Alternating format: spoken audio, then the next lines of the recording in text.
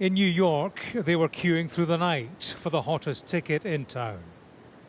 Outside a court building, some distance off Broadway, some lined up for a seat to the Trump show, others for a seat to sell.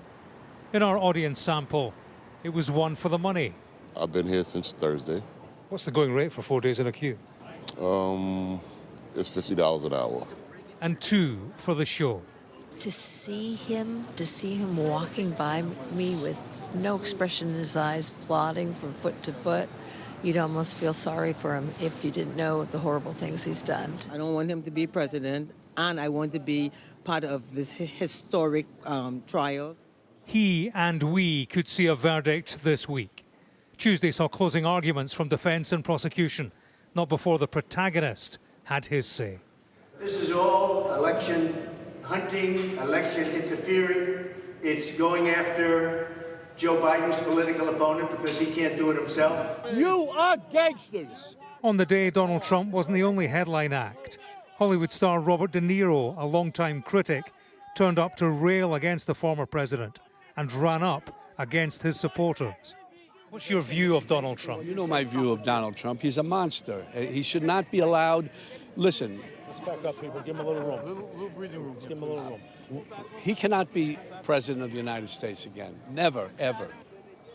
The story told inside the court building in this corner of Manhattan was of a former president at the heart of a hush money scheme who had directed payments to porn star Stormy Daniels to cover up a one-night stand before the 2016 election and so commit election fraud. Not so, said his defence team in closing arguments.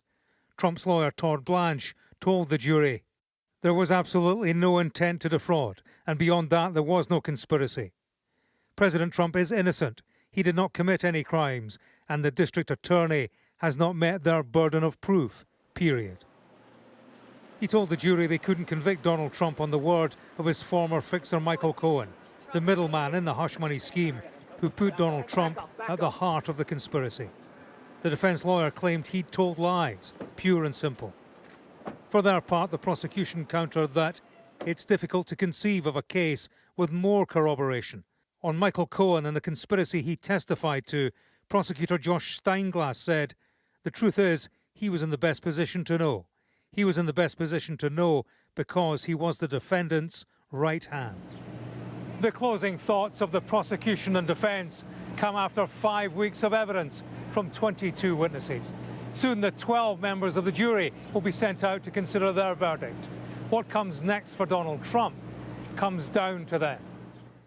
The day wasn't done without a further round of presser wars. The press conference this time from the family of the accused.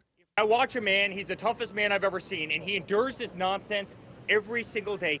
This trial isn't typical of the traffic through the US court system, given the personnel and the implications. Of all the cases in all its courtrooms, there are none bigger.